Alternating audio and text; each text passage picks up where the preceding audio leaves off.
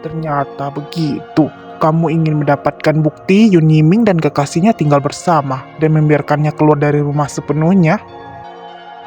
Benar, sekarang rencananya sudah berjalan setengah, asalkan mempunyai bukti yang cukup. Hanya masalah waktu sebelum Yun Yiming akan hancur. Kakek, sebenarnya jika hari ini kamu tidak mencariku, aku juga akan mencarimu. Yun Yiming bertanggung jawab atas keberlangsungan perusahaan. Jika dia meninggalkan rumah, aku ingin mengambil ahli perusahaan. Tetapi sekarang aku adalah seorang pemula dalam manajemen Lanjutkan bicaramu. Jadi aku ingin memohon padamu, biarkan aku bekerja di perusahaanmu. Aku bersedia mulai dari dasar. Hahaha, kamu sungguh anak yang menarik, sungguh bernyali besar. Baik, aku menyetujui permintaanmu. Hahaha. Terima kasih kakek. Ternyata aku tidak salah melihat orang. Bocah ini mempunyai masa depan tidak terbatas. Hanya saja masih ada faktor yang berbahaya. Siang-siang, masih ada pertanyaan yang kakek ingin tanyakan. Apa kamu kenal dengan keluarga bangsawan pertama di ibu kota keluarga Fu? Tidak bisa tidur sama sekali. Aku kurang lebih telah mendengar tentang masalah di penjamuan pertunangan antara kamu dan keluarga Lin. Kepintaran kecilmu dapat mengelabui ibumu, tapi tidak bisa bersembunyi dariku. Bocah, kita dan dia berbeda seperti awan dan lumpur. Belum lagi aku telah bekerja keras di dunia bisnis selama bertahun-tahun dan tidak berani mengatakan betapa aku mengenal Fusihan. Kamu adalah seorang gadis kecil. Bagaimana kamu bisa menjadi lawannya? Jangan dipikirkan lagi. Semua salah kakek yang sembarangan bicara, mencelakaiku sehingga otakku sekarang penuh dengan Fusihan. Kakek benar, aku tidak bisa menyangkalnya sama sekali. Bagi Fusihan aku mungkin seperti anak kucing dan anak anjing yang dia mainkan secara iseng. Setelah perasaan segar lewat, mungkin nasib yang menungguku bahkan lebih menyedihkan daripada Lindsay di kehidupan sebelumnya. Sedangkan ciuman itu tidak ada artinya bagi Fusihan. Apakah aku tidak cukup belajar dari pelajaran kehidupan sebelumnya? Aku tidak bisa terjebak lagi. Sudah datang begitu pagi, masih tidak dapat posisi tempat duduk yang baik. Sedih sekali. Aku harus pergi ke rumah Fusihan untuk pelajaran tambahan dalam beberapa hari ke depan di akhir pekan. Hei, wanita cantik ini. Permisi, apa aku boleh duduk di sampingmu? Wan? Kamu kemarin main game sampai jam berapa? Lingkaran mata hitam itu. Tidak terlalu malam. Aku kemarin jam 4 tidur. Pahlawan wanita, bisakah aku dengan hormat memanggilnya pejuang petarung kecil? Aku tidak masalah, tetapi kamu siang-siang. Aku merasa nilai keberuntunganmu hari ini tidak terlalu tinggi. Jadi kamu harus berhati-hati sepanjang hari ini. Ternyata masih ngantuk sekali. Teman baik, maksudku kenapa kelopak matahari ini tidak berhenti berdenyut? Tidak mungkin benar akan terjadi hal buruk, kan? Hei, cepat bangun, kamu sudah tidur sepanjang pagi. Kalau lanjut tidur lagi, apa kita masih akan makan siang atau tidak? Biarkan aku tidur 1 menit lagi. Gadis kecil ini tidak takut gagal jurusannya. Aku benar-benar salut padanya. Yun siang-siang? Cubei, waktu itu bukankah sudah mengucapkan terima kasih padanya? Apa mengubah siasat apa lagi untuk membereskanku? Yuan siang-siang, aku tiba-tiba ingat satu hal. Kamu berhutang uang padaku. Bukankah sudah saatnya untuk mengembalikannya, bukan? Apa? Apa yang kamu lakukan? Kapan aku berhutang uang padamu? Tidak mungkin. Apa benar seperti yang Wan katakan, hari ini ternyata super sial?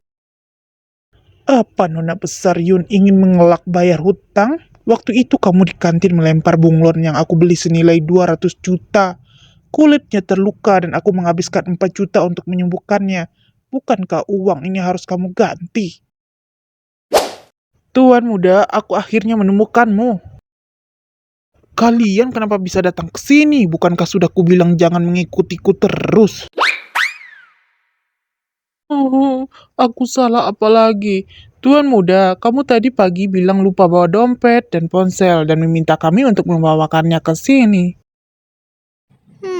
Orang ini tidak membawa dompet, jadi ternyata Tuan Muda Cu lupa membawa uang saat keluar. Lalu karena lapar jadi terus menggangguku. Aku masih sanggup untuk membelikan 1 porsi makanan siang untukmu kok. Jangan senang dulu, biaya pengobatan bunglonku itu sungguh. Apa kamu akan mengelak begitu saja?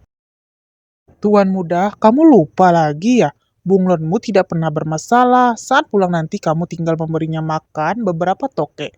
Dia sudah akan normal dan bertenaga kembali. Mungkin ini rasanya berada di antara kelompok orang bodoh. Enyahlah. Sebelum lanjut ke video berikutnya, jangan lupa di subscribe dan di like ya guys. Kamu bilang Cubai mencari masalah lagi denganmu? Memangnya siapa yang tidur seperti babi? Awalnya aku berharap kamu dapat membantuku. Setiap makan siang kamu selalu tidur. Saat ini di kantin hampir tidak ada sisa makanan untuk kita. Maaf. Aduh, jangan membicarakan hal ini lagi. Aku tidak sanggup memprovokasi Cubai. Tapi kalau lain kali dia mengganggumu lagi, aku pasti akan membelamu. Hehehe. Wan, kecilkan suaramu sedikit. Bisa-bisanya kamu membicarakan nama besar itu di dalam kelas. Aku tidak tahu apakah nanti aku masih bisa hidup atau tidak. Ketua kelas, pada pertemuan olahraga antar kelas nanti, kita rekomendasikan Yun Xiang untuk lomba lari 1.500 meter saja. Dia memiliki kaki yang panjang, jadi soal berlari pasti hal mudah bagi dirinya. Oh iya, betul. Masih ada perlombaan lari 400 meter dan lompat jauh. Kami semua merasa Yun Xiang dapat melakukannya dengan sangat baik. Apa? Pertemuan olahraga antar kelas? Dan ingin aku berlari 1.500 meter? Hei, apanya yang 1.500 meter? Kenapa tidak kalian sendiri saja yang lari? Yun Xiang saja ada di sini. Siapa yang memperbolehkan kalian membuat keputusan untuknya? Jangan terlalu sombong. Mo Wan, kamu pikir aku tidak tahu? Waktu itu kamu yang membocorkan rahasia. Aku tidak bisa berurusan dengan Yun Xiang. Memangnya kamu kira aku juga tidak bisa berurusan denganmu? Kamu sebaiknya hati-hati, beritahu teman baikmu itu. Suruh dia memenangkan semua lomba untuk kelas kita. Kita semua menantikannya. Wan, kamu tidak apa-apa kan? Apa yang dia katakan padamu? Apa dia memarahimu? Bikin kesal. Hei, kamu ketua kelas kan? Apa kamu tidak bisa buka suara masalah ini?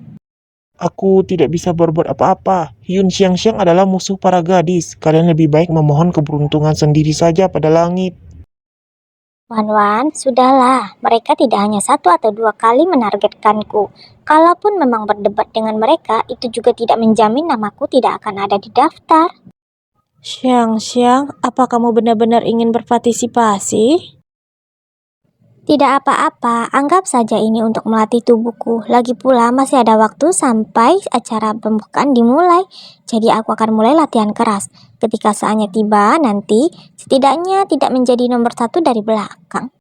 Kalau kali ini dapat melewati pertemuan olahraga ini dengan baik, mungkin ini instruktur nantinya dapat mengingatkan namaku. Mungkin saja juga akan lebih mudah dalam proses penyesuaian untuk profesional. Tunggu saja, aku tidak pernah mudah menyerah.